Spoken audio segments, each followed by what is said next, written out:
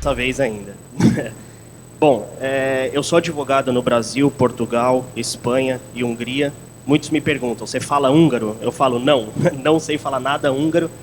Mas, enfim, sempre quando algum cliente ou alguma pessoa pergunta isso, a resposta é sempre a mesma. Não falo húngaro, mas tenho um tradutor 24 horas, que é o Sr. Gaspar, que inclusive é de Foz do Iguaçu, e vive na Hungria há 20 anos. Então, enfim, sempre quando aparece algum processo na Hungria, obviamente a gente tem sócio na Hungria, húngaro, mas tem o Gaspar, que é a salvação. Afinal, a língua húngara é uma língua impossível de se falar. Eu vivi lá 1 ano e a única coisa que eu sei dizer é Jana Potki vamo, que é tipo bom dia. De resto, eu não sei falar mais absolutamente nada. Bom, eu vou falar um pouquinho para vocês de como funciona essa atuação na prática, né? Até porque, enfim, eu vejo que a gente vem falar aqui de leis e tudo mais, obviamente é importante, mas isso a pessoa encontra se tem um interesse no estudo, enfim. Bom, o que eu posso falar de casos práticos, né? Primeiro ponto, vamos começar falando da Interpol. Quando uma pessoa tem uma prisão preventiva decretada num país, vamos supor no Brasil, né, e tem-se elementos que aquela pessoa se evadiu da justiça brasileira, do Brasil, está se furtando da aplicação da lei penal, o que se passa? O juiz faz, então, um requerimento, preenche um formulário de requerimento para incluir aquela pessoa na Interpol, envia para a Interpol na sede, na França, em Lyon. E a Interpol recebe esse formulário, analisa se esse formulário é válido de acordo com o artigo 33 do regulamento interno da Interpol, e se esse requerimento foi feito da forma certa, inclui, né? Mas aqui já digo logo uma reflexão crítica que eu vejo que muita inclusão na Interpol é feita com muito erro grave. E depois, para você pleitear a exclusão dessa pessoa na Interpol, de forma administrativa, na própria comissão de ficheiros da Interpol em Lyon, você tem muita dificuldade. Por quê? Primeiro, é um processo que se estende por muito tempo. A gente vê que tem processos que é cristalino, uma inclusão indevida na Interpol, e demora-se ali 6 meses para ter um julgamento. Então, a gente vê que tem um aspecto crítico aí, porque não é possível demorar 6 meses para ter uma primeira análise de um caso que demanda uma urgência e uma emergência muito grande. Agora, recentemente, teve um caso midiático no qual eu advoguei, de uma fraude de 146 milhões do Pix, no qual eu identifiquei uma falha na Interpol, conseguimos colocar o cliente em liberdade no Panamá. Por quê? Porque esse cliente, ele foi, enfim, tinha uma prisão temporária decretada para ele. A prisão temporária a gente sabe que é diferente da prisão preventiva. E foi feita o requerimento de inclusão da Interpol para esse cidadão com uma prisão temporária. Mas isso, né, é ilegal, afinal a Interpol não aceita prisão temporária para inclusão na lista de procurados. Então, a Justiça do Panamá soltou essa pessoa porque, né, não tinha inclusão na Interpol. Tinha sido feito um pedido, mas um pedido errado. E depois, enfim, esse cliente decidiu ir para a Argentina, foi preso na Argentina e agora enfrenta aí um processo de extradição. O que eu quero dizer com isso? Bom, se tem uma nulidade na inclusão da Interpol, qual nulidade a gente vê que é mais comum? Por exemplo, o ato de inflar, né, o formulário. O que seria isso? Teve inúmeros casos já, tá? O que acontece? O juiz, na hora que ele vai preencher o formulário de inclusão da Interpol de uma pessoa, ele coloca crimes em excesso. Então, por exemplo, coloca crimes que é objeto de uma denúncia, porém, para todos os réus. E um réu, vamos supor que ele é acusado de lavagem de dinheiro, mas não é acusado do tráfico. Muitas vezes, o formulário é preenchido mesmo com crimes que aquela pessoa não responde, por exemplo, o tráfico, para quê? Para forçar uma detenção dessa pessoa quando ela for presa em outro país e passar a responder um processo de extradição. É uma estratégia que a gente vê, ou um erro, enfim, não sei como a gente pode se chamar, mas é um ato ilegal de inflar o requerimento da Interpol com crimes que aquela pessoa não é acusada. E isso força o quê? Quando em solo estrangeiro essa pessoa é presa, é mais difícil colocar ela em liberdade numa audiência de custódia, é mais difícil fazer com que ela responda esse processo de extradição em outro país em liberdade, justamente pela gravidade, pela pena que pode ser aplicada para esses crimes perante, por exemplo, em trâmite à justiça brasileira. E esse ato é muito comum. Então, se tem uma pessoa incluída na Interpol e a gente quer se defender disso, o que a gente faz? Entra com requerimento na comissão de ficheiros, vai ter-se uma sessão, que vai ter um julgamento mesmo, uma sustentação oral em Lyon, e depois cabe-se recurso para a instância revisora da comissão de ficheiros. Esse é um trabalho pontual que dá para se fazer na Interpol direto. Eu vejo que tem poucos advogados especialistas nessa área, e é uma área bem interessante. Por quê? Porque se você anula ou tira uma pessoa da Interpol ou suspende uma pessoa incluída na Interpol temporariamente para que tenha uma correção nessa inclusão, automaticamente a pessoa pode sair em liberdade num processo de extradição onde ela esteja presa em solo estrangeiro e ela consegue permanecer em liberdade, né? Então é muitíssimo importante. Bom, agora vamos avançar um pouquinho no processo de extradição. Se uma pessoa é presa em solo estrangeiro em virtude de uma prisão preventiva decretada, por exemplo, no Brasil, e ela é presa na Espanha, o que acontece? Ela vai presa em virtude de uma inclusão na Interpol e vai passar a responder um processo de extradição. Ou seja, se aquela pessoa tem que ser entregue às autoridades brasileiras para responder o eventual inquérito ou ação penal que ela seja aí, enfim, parte no Brasil, ou até mesmo, muitas vezes, por um cumprimento de pena, né? E essa pessoa vai enfrentar um processo de extradição. Vai ser submetida a uma audiência de custódia, no qual vai analisar se ela preenche os requisitos para guardar o processo em liberdade, se ela tem domicílio fixo naquele país, se ela tem alguma ligação enraizada com aquele país. Por exemplo, na Espanha, a gente chama isso de arraigo. E, se essa pessoa tem direito a uma liberdade, ótimo. Se não, sempre cabe-se recursos aí. Por exemplo, na Espanha. E, então, vai se iniciar o prazo. Então, por exemplo, tive um caso prático envolvendo Portugal e Egito. Um caso bem midiático em Portugal, no qual uma pessoa foi presa em Portugal em virtude de ser acusada de uma fraude de 12 milhões de euros no Egito, com ouro. Ele era um ourives e, supostamente, ele tinha pego toda essa mercadoria dos clientes e não tinha pago, não tinha devolvido. E então o Egito incluiu aquela pessoa na Interpol e essa pessoa foi presa em Portugal. Bom, o que acontece? Primeiro ponto a se analisar num caso de extradição. Será que aqueles dois países têm um tratado de extradição vigente para, enfim, determinar quais são as modalidades de entrega, o que determina um caso de recusa ou não de extradição? Aqueles dois países têm um tratado de extradição vigente? Se tiver, ótimo, vai se analisar o tratado. Se não tiver, vai se analisar a lei de imigração local. Por exemplo, nesse caso em Portugal, não tinha tratado, se analisou a lei de imigração local, e aí, quando não se tem um tratado, normalmente é a lei de imigração que determina o prazo que o país que tem a decretação da prisão tem para enviar o formulário de extradição para aquele país que a pessoa se encontra detida. Se esse prazo é cumprido, ótimo, vai abrir prazo para a defesa, então, apresentar uma oposição à extradição, uma defesa, uma contestação, que o advogado pode se dizer, pode falar, elencar quais os fatores que aquela extradição tem que ser negada.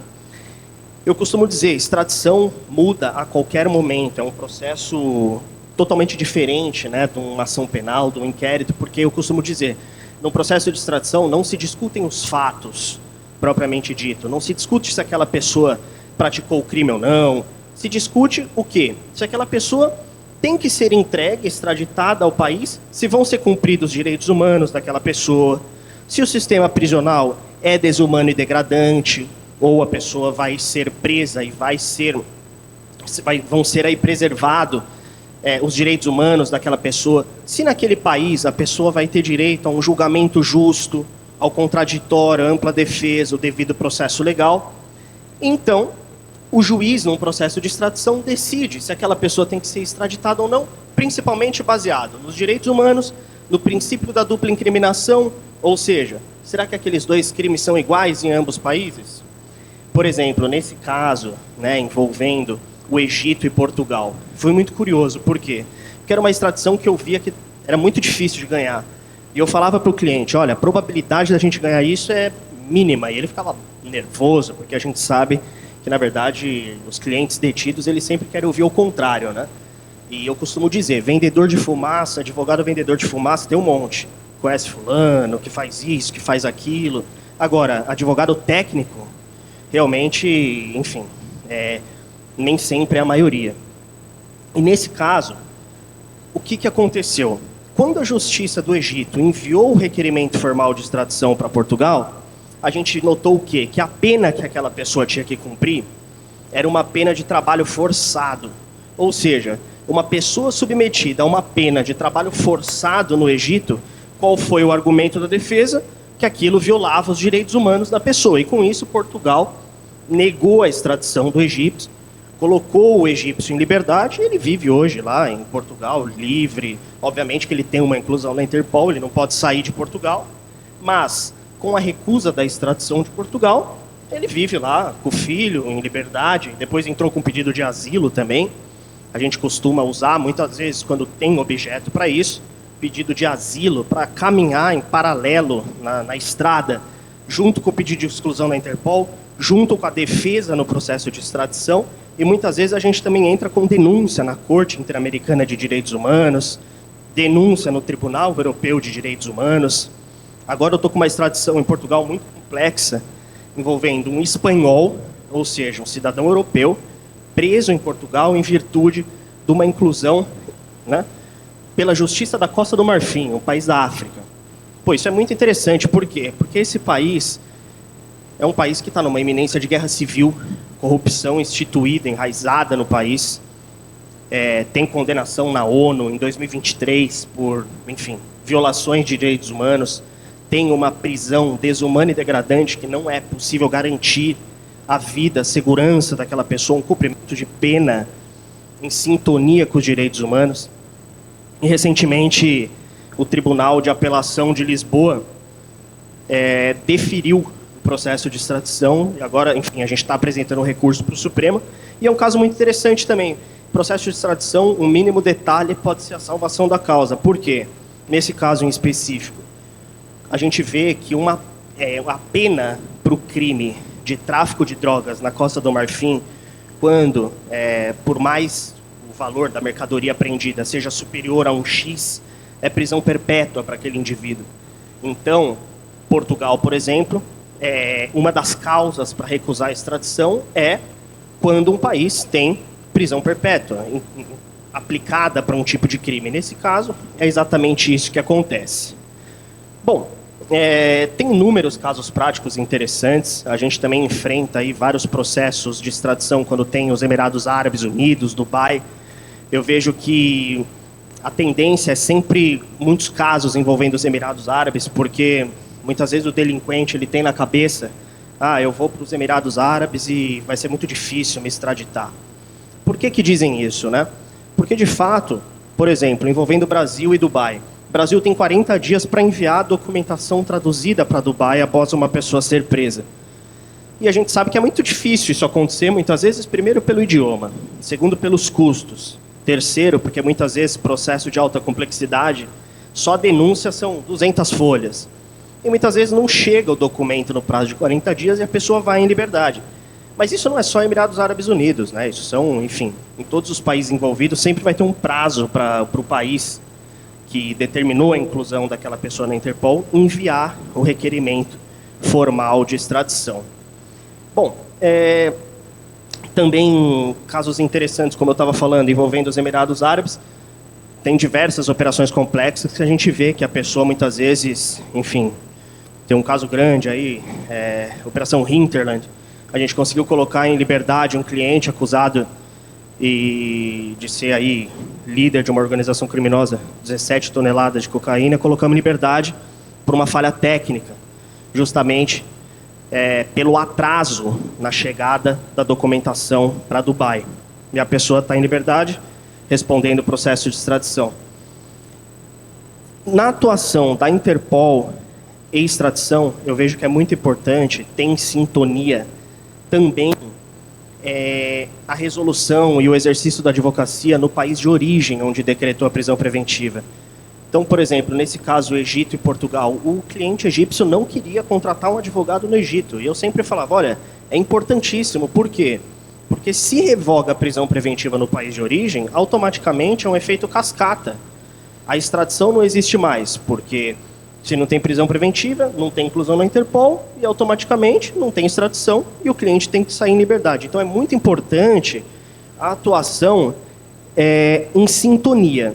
Defesa na ação penal, pedido de revogação de prisão preventiva no inquérito do país de origem. Em paralelo, atuação no DRCI, no Departamento de Cooperação Jurídica Internacional, em Brasília. Muitas vezes não, sempre que tem uma extradição envolvendo o Brasil, abre-se um processo administrativo no DRCI, no Departamento de Cooperação Jurídica do Ministério da Justiça, em que é possível, sim, fazer requerimento por ilegalidades. Por exemplo, no documento que está sendo preparado, no requerimento formal de extradição, se faltam documentos, é possível pedir para o DRCI oficiar o juiz de origem para que complemente com os documentos faltantes imprescindíveis para acompanhar um requerimento formal de extradição. Também é possível, como eu já disse, fazer a defesa no âmbito de Interpol e pedir a exclusão daquela pessoa. É possível denunciar na Corte de Direitos Humanos. Então, esses trabalhos em sintonia, interligados, é a chave, muitas vezes, aí para você conseguir um êxito processual. Agora eu tive um caso de um brasileiro detido na Espanha, no qual ele foi condenado sem ter advogado, ou seja, discute-se ali uma revelia, e além disso ele foi condenado em Santa Catarina por um reconhecimento fotográfico totalmente ilegal em 2017. Por quê? Porque primeiro que o policial civil mandou a foto do reconhecimento daquela pessoa para a vítima de maneira informal. Segundo, que o acusado, quando foi colocado para ser reconhecido, foi colocado sem roupa de prisão e os outros dois indivíduos com roupa do cárcere e algema. Ou seja, já estava induzindo a vítima a reconhecer aquela pessoa que era a única que não estava presa. E com isso, nesse caso, o que a gente fez? Por isso que eu digo que a sintonia é importante. A gente entrou com a habeas corpus no STJ para travar o processo de extradição para que não seja enviado nos 80 dias, quando envolve Brasil e Espanha, para que o Brasil não envie nos 80 dias o requerimento formal, e se a gente consegue travar isso no STJ, para o STJ oficiar o juiz da ação penal para corrigir os documentos necessários num processo de extradição, os 80 dias não vão ser cumpridos e automaticamente a pessoa vai sair em liberdade. Afinal, tem esse prazo de 80 dias para que a Espanha receba o requerimento formal de extradição. E para esse cliente também entramos com uma revisão criminal, com um pedido liminar, ou seja, muitas vezes tem outros caminhos a se seguir em sintonia que pode resultar na liberdade dessa pessoa em solo estrangeiro. Vamos se pensar que entrando com uma revisão criminal, com pedido liminar, o pedido liminar seja a suspensão da extradição até que se julgue o objeto da revisão criminal baseado no reconhecimento fotográfico ilícito. Isso pode ser a salvação do cliente em solo estrangeiro. Também entramos com denúncia na Corte Interamericana, entramos com requerimento de exclusão na Interpol em Lyon, entramos com pedido e defesa no DRCI, no Ministério da Justiça, batemos de todos os lados e estamos esperando decisão. Bom, para finalizar, eu sempre costumo dizer, muitas pessoas me perguntam, falam, como é que você, enfim, se tornou advogado em vários países e tudo? E eu costumo dizer, a chave disso foi o estudo, Eu vejo que se não fosse, enfim, o mestrado em Coimbra, o doutorado em Salamanca, diversas pós-graduações pelo diversos países, isso não seria possível. E a persistência, o estudo, principalmente hoje, ainda mais num cenário de cooperação jurídica internacional, que envolve a extradição, a Interpol, você tem que ter conhecimento de várias leis, tratados, convenções. Então, sem o estudo, fica complicado essa atuação a âmbito internacional. E me coloco à disposição também, para qualquer um que tenha interesse em ter mais conhecimento ou contato com o processo de extradição, Interpol e até mesmo a advocacia criminal internacional. Fico à disposição e cumprimentos ao Alan, sempre, enfim, me chamando aí, me convidando para congressos, e agradecer a todos vocês e me coloco à disposição.